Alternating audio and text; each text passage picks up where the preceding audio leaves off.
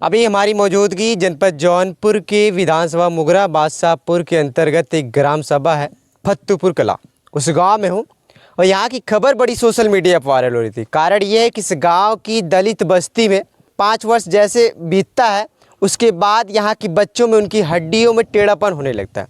यानी एक प्रकार से कह सकते हैं आप उनके शरीर में दिव्यांगता आने लगती है। पिछले 28 सालों से चल रहा है। आइए बात करते हैं कि ऐसा कब से हो रहा है और अगर ऐसा हो रहा है तो इसकी जांच अभी तक कहाँ हुई, क्या कुछ समस्या है और कब से हो रहा है और कितने लोगों में हुआ। और बताया ये भी जाता है कि यहाँ के कुछ लोग जो इस रोग से पीड़ित थे, यानी जिसके शरीर में दिव्यांगता थी, 5 वर्ष होने के बाद कुछ लोगों की डेथ भी हो जाती है और कुछ लोग अभी मौजूद हैं। आइए बात करते हैं क्या कुछ कारण है। पहले तो हम दिखा देंगे जो इस दिव्यांगता से पीड़ित बच्चे हैं और ये 2 बच्चे हैं, दोनों भाई बहन हैं। और दिखाइएगा इनकी हड्डी को थोड़ा सा आप क्रॉस करके दिखाइएगा, इधर करिएगा पैर आप थोड़ा सा बड़े भैया। ये देखिए इनकी हड्डी का जो टेढ़ापन आप देख सकते हैं। ये 5 वर्ष के जब हुए थे उसके बाद से ऐसी समस्याएं होने लगी और यही कारण बहन के भी पैर में है जैसे भाई के पैर में है। सेम ऐसी हड्डियां इनकी भी टेढ़ी हो चुकी है और यही प्रॉब्लम धीरे धीरे माता जी के शरीर में भी आ रहा है। इनके जो पैर की ये ठुंगनी है ये एक तरफ से आप कह सकते हैं ये सिकुड़ने लगी है। हम लोगों के पैरों के बीच में यानी 2 पैरों के बीच में काफ़ी गैप रहता है, लेकिन माता जी के पैरों में थोड़ी सी अभी धीरे धीरे गैप कम हो रहा है। इनके हाथ की भी हड्डी देखिए अब टेढ़ी होने लगी है। पहले हमने पैरों पे ध्यान दिया था तो पैर की हड्डी जो देख सकते हैं आप टेढ़ी हो चुकी है, लेकिन हाथ की भी हड्डी देखिए आप टेढ़ी हो चुकी है। हम लोगों के हाथ एकदम स्ट्रेट है और इनकी हाथ की हड्डी देखिए आप इस तरह से ये मतलब कॉर्नर पे मुड़ गई है यहाँ टूहनी के पास।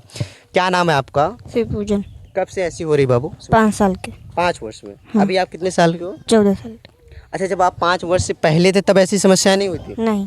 कैसे पता चला कि धीरे धीरे आपकी हड्डी में थोड़ा सा टेढ़ापन आ रहा है? क्या कुछ कैसे हुआ? पहली बार कैसे पता चला आपको? पीड़ा हुआ, पीड़ा होने के बाद तब से हड्डी टेढ़ी होने लगी। हाँ, तो इसकी जांच उस करवाए थे? ए बिट्टू उस तरह से मत। हाँ, जांच उच किया तो कोनो वही सुनवाई नहीं भाई। अभी 14 साल के हो? हाँ। ये केवल पैरों में और हाथों में ऐसी प्रॉब्लम है और कहीं भी ऐसी प्रॉब्लम है? नहीं, बस ये हाथे में और पैर में। अच्छा, आपकी बहन को भी ऐसी समस्या है? हाँ। पढ़ने जा रहे हो? हाँ। कितने में पढ़ते हो? कक्षा 4 में। 4 में? ऐसे ही जाते हो? हाँ, ऐसे जाते। बोलने में समस्या होती होगी? हाँ, होता है। पैर में दर्द होता होगा? हाँ, होते हैं। बहुत सारे बच्चे यहाँ पढ़ाई नहीं करते, क्या रीज़न? यही सब कारण है क्या? हाँ।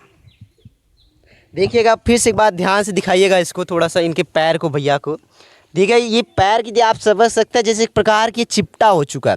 हम लोगों के पैर की जो हड्डी एक प्रकार से देखेंगे ऊपर से मोटा हुआ नीचे पतला चला जाता है और यहाँ इनकी देखेंगे यहाँ से ये जो घुटन है घुटने तक सही है, लेकिन उसके नीचे का आप देखेंगे ये जो आकार इनकी हड्डी में परिवर्तन हो चुका है। आप कह सकते हैं एक प्रकार से धनुष के रूप ले चुका। अम्मा से थोड़ा सा बात करते हैं। नाम क्या है अम्मा आपका? प्रेमा। प्रेमा, ये समस्याएं कब से हो रही है आपके गाँव में? ये तो भाई ये हमारे गांव में भैया 28 साल से हो रही है। 28 साल से? हाँ, ताकि 2 जेठाउत के बेटवा हैं, उनकर एक बिटिया है, 3 लड़कियां उनकर। कितने लोग होंगे अभी तक पीड़ित? वो तो अपने घर चली गए और 2 हमारी जेठानी थी और उनकी बेटी तो ख़त्म हो चुकी और यहाँ पर हम 3 लोग बचे हैं। 2, एक बेटी एक बेटा, एक हम, एक हमारे वो जेठाउत के 2 लड़की। हाँ, ये फत्तूपुर कला में पूरे गांव में हुआ केवल कि आप सबकी बस्ती? आपके सबकी बस्ती में भाई, वो बस्ती में है भैया और फतुपुर में है। हाँ, कई गांव में है कि हाँ, वो हमारी भी 5 परिवार के बीच में है। हाँ। अच्छा, आपके जानकार में पहले किसको हुआ था? आपके जो सुरेंद्र के मामा राजेंद्र से, उनके मतलब बड़े बेटवा से शुरू है। तब उनकी बड़ी बहन थी, उनकी एक बेटा था उनसे, और तब 3 लोग हमसे, 2 ये जेठानी थी, उनकी बेटी थी और 3 लोग हम, एक हम, हमारी बेटी बेटा।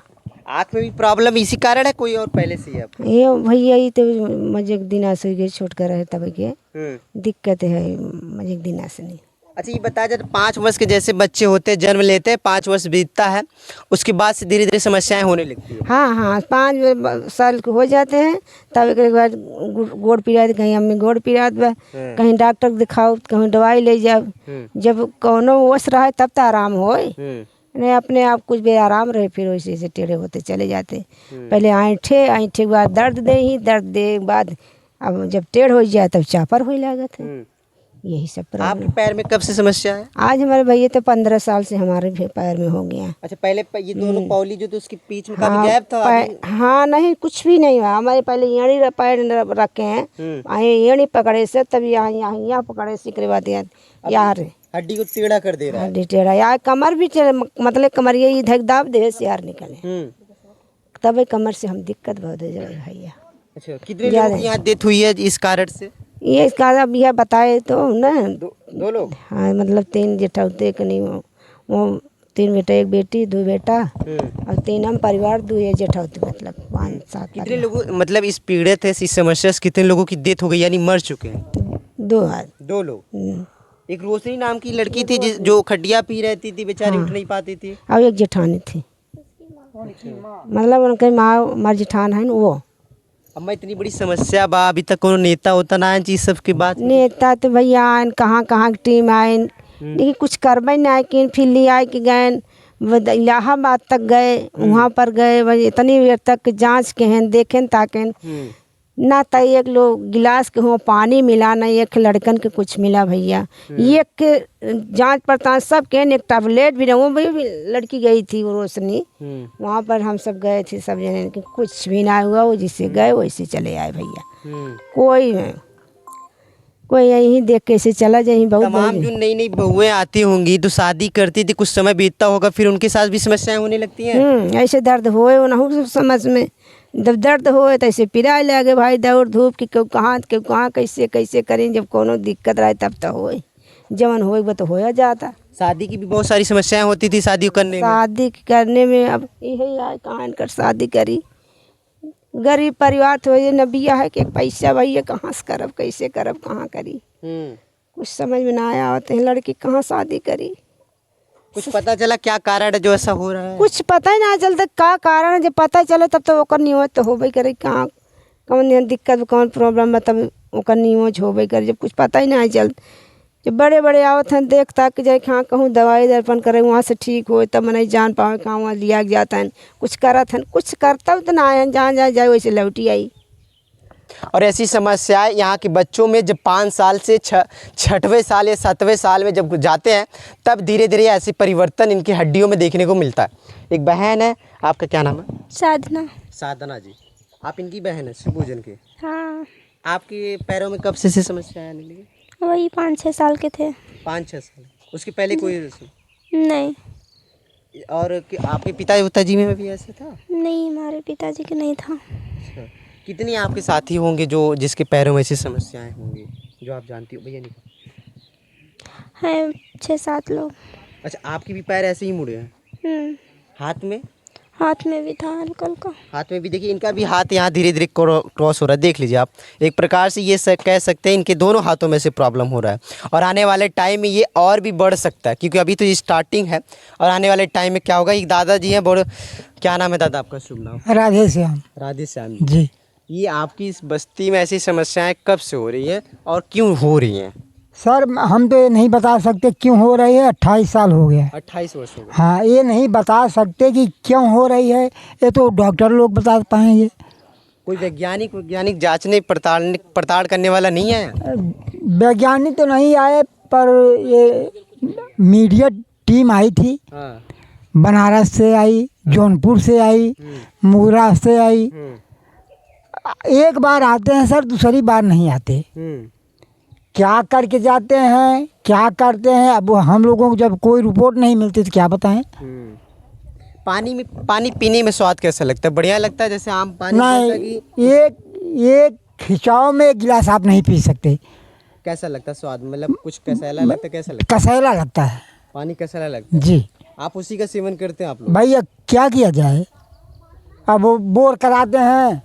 प्रधान जी एक बोर कराए। क्या नाम है प्रधान का? पहले आप बताइए। अशोक पाल जी। उन्होंने इस समस्या को समाधान नहीं किया? कुछ नहीं, वो आते भी नहीं है। आप आए हैं जिस रास्ते से आप आए हैं, कच्ची रोड थी। कच्ची रोड से आप गाड़ी क्यों वापस किए? देख रहे हो कि रास्ता क्या हालत है। हम लोग उससे गुजर रहे हैं।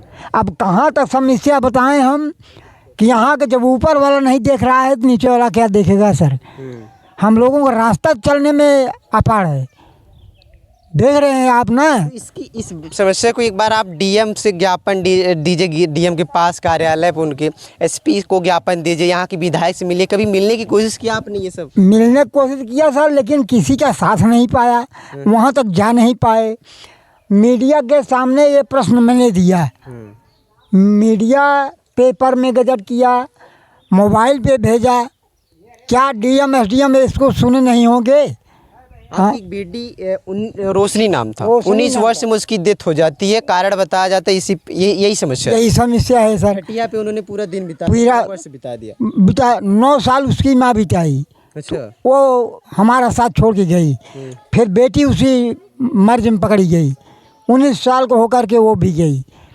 हम लोग कैसे बर्दाश्त कर रहे हैं वो हमारे आत्मा से पूछिए। आपके सामने आपके 2 सदस्य चले जाते इसी समस्या के कारण, तो आप क्या सोचते हैं? मैं तो यही सोचता हूँ जब तक कि ऐसा कोई उपाय करें कि यहाँ का दुनिया ही छोड़ के हम लोग चले जाएं तो ज़्यादा बेहतर है, लेकिन नहीं, ये बुज़दिल का काम है साहब। जो आएगा सर पे उसको निपटाएंगे, दुख लड़ेंगे, संघर्ष करेंगे, जब बल नहीं रह जाएगा देखा जाएगा।